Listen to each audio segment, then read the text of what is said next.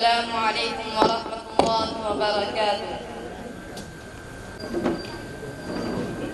الحمد لله وحده والصلاة والسلام على من لا نبي بعده وعلى آله وأصحابه ومن نهج نهجه.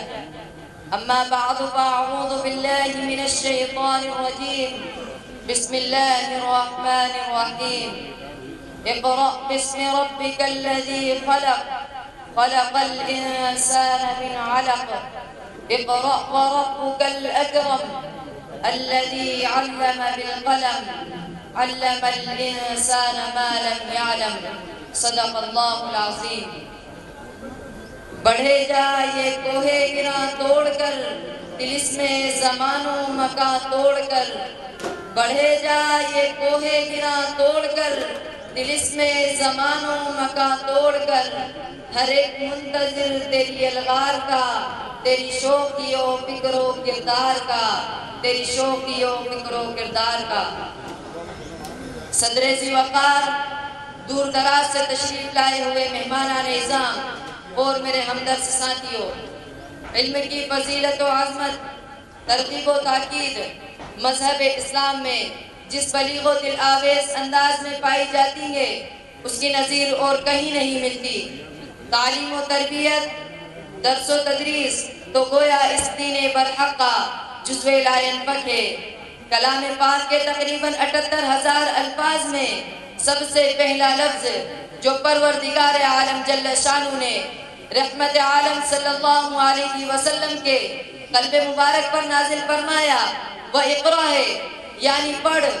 اور قرآن پاک کی 6,000 آیتوں میں سب سے پہلی جو 5 آیتیں نازل فرمائی گئی ان سے بھی قلم کی اہمیت اور علم کی عظمت ظاہر ہوتی ہیں.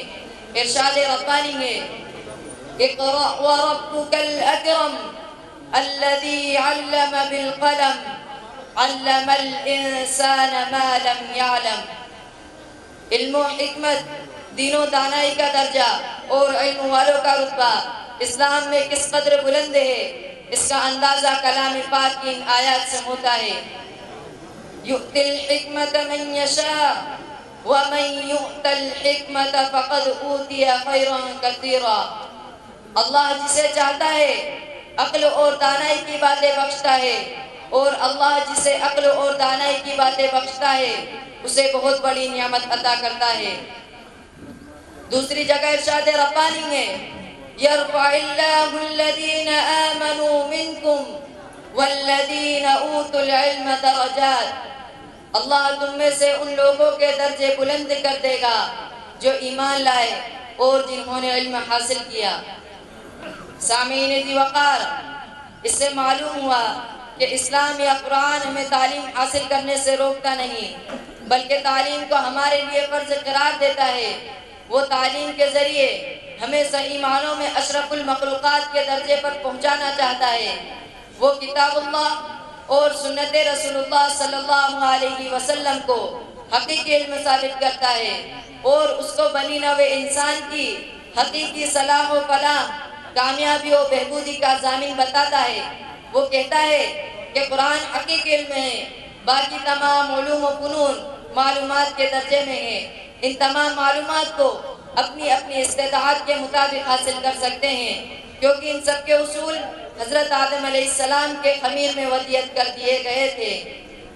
وَعَلَّمَ آدَمَ الْأَسْمَاءَ كُلَّهَا.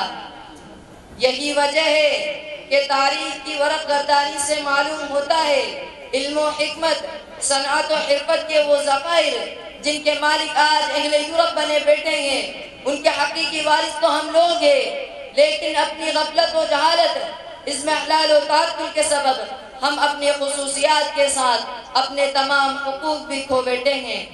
ورنہ حقیقت تو یہ ہے کہ دینی علوم کے علاوہ دنیاوی و عمرانی علوم کا کوئی شعبہ یا پہلو ایسا نہیں جو اہل اسلام کے ہاتھوں فروغ نہ پایا ہو. چنانچہ دنیا میں سب سے پہلا کیمرہ ایجاد کرنے والا ابن الہیثم ہے، دنیا میں سب سے پہلا کیلنڈر ایجاد کرنے والا عمر خیام ہے، آپریشن سے قبل مریض کو بے ہوش کرنے کا طریقہ متعارف کروانے والا زکریا الرازی ہے، دنیا میں الجبرا ایجاد اور متعارف کروانے والا موسیٰ الخوارزمی ہے۔ زمین میں آنے والے زلزلوں کی سب سے پہلے سائنسی وجوہات بیان کرنے والا ابن سینا ہے۔ دانتوں کی صفائی اسٹیل بنانے کا طریقہ متعارف کروانے والا ابن سینا ہے۔ دنیا میں سب سے پہلے ادویات بنانے کا علم متعارف کروانے والا ابن سینا ہے۔ دنیا میں سرجری کے لیے استعمال ہونے والے 3 اہم ترین آلات متعارف کروانے والا ابو القاسم الزہراوی ہے۔ روشنی کی رفتار کا آواز کی رفتار سے تیز ہونے کا انکشاف کرنے والا البیرونی ہے۔ دنیا کو زمین، چاند اور سیاروں کی حرکات اور خصوصیات سے روشناس کرنے والا البیرونی ہے۔ علم ارضیات میں مغرب والوں کی زبان سے بابا ارضیات کہلائے جانے والا ابن سینا ہے۔ دنیا کو روشنی کے انعکاس اور بصارت میں ریٹینا کا مرکزی کردار متعارف کروانے والا ابن الہیثم ہے۔ یہ سب مسلمان سائنسدان ہی تھے اور خدا جانے کتنے بے شمار علوم و فنون اور بیش بہا ایجادات و اختراعات کے ایسے ماہر و موجد گزرے ہیں کہ اس دور جدید میں بھی ترقی یافتہ قوم اپنے جدید سے جدید تر انکشافات و تحقیقات کے لیے ہمارے آباء و اجداد کی تشریحات و تفسیرات کی خشاچی اور رہین منت ہیں۔ میرے ہمدرد ساتھیوں، مسلمان جب تک اسلام کی صاف اور سیدھی راہ پر چلتے رہے، یعنی احکام الہی اور تعلیمات نبی صلی اللہ علیہ وسلم کو اپنے لیے مشعل راہ بنائے رکھا، اس وقت تک ظاہری و معنوی ہر طرح کی سربلندیوں اور سرفرازیوں سے خود بھی مالا مال ہوتے رہے اور نوع انسان بھی ان کے فیوز و برکات سے مستفیض ہوتی رہی۔ جب انہوں نے دین کا دامن چھوڑا تو فضل الہی نے ان کا ساتھ چھوڑا، برکتوں اور عزتوں نے ان سے منہ موڑا اور ان کے علوم و فنون، ان کی زبردست طاقت اور فلک بوس عمارتیں، ان کے جاہ و جلال، ان کے مال و منال کچھ کام نہ آئے، سب ان سے چھین لیے گئے۔ اور وہ حقیقی اسلام جس کی آج ساری دنیا متلاشی اور محتاج ہے، اگر وہ کہیں موجود ہے تو قرآن کریم میں، احادیث نبیہ صلی اللہ علیہ وسلم میں اور سرور کائنات صلی اللہ علیہ وسلم کی سیرت طیبہ میں اور اصحاب اکرام رضی اللہ تعالیٰ عنہ کی پاک زندگیوں میں۔ لہذا اشد ضرورت اس امر کی ہے کہ مسلمان قرآن کریم کو سمجھے اور اس پر عمل کرے اور اصحاب اکرام رضی اللہ تعالیٰ عنہ کی پاک زندگیوں کو اپنے لیے مشعل راہ بنائے اور سیرت طیبہ سے مستفیض ہوں اور احادیث نبیہ صلی اللہ علیہ وسلم کا بغور مطالعہ کرے۔ اگر آج بھی دنیا بھر کے مسلمان غفلت کے پردے چاک کر کر کھلے میدان میں آئے اور اسلام کے اصولوں پر عمل کرنے لگے تو ساری دنیا کا مذہب اسلام ہو سکتا ہے۔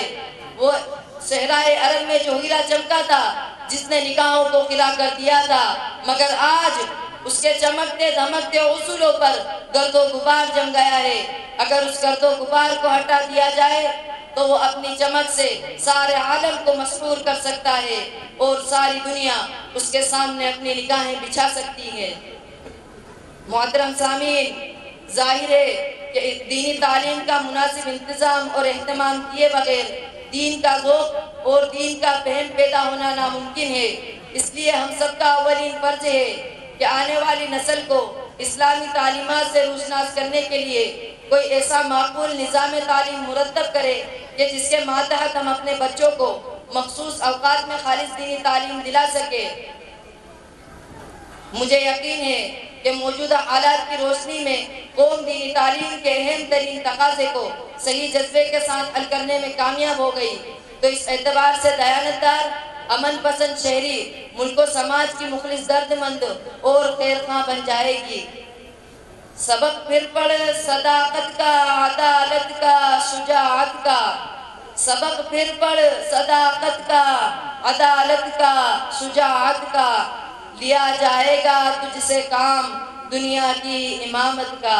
وآخر دعوانا الحمدللہ رب العالمین۔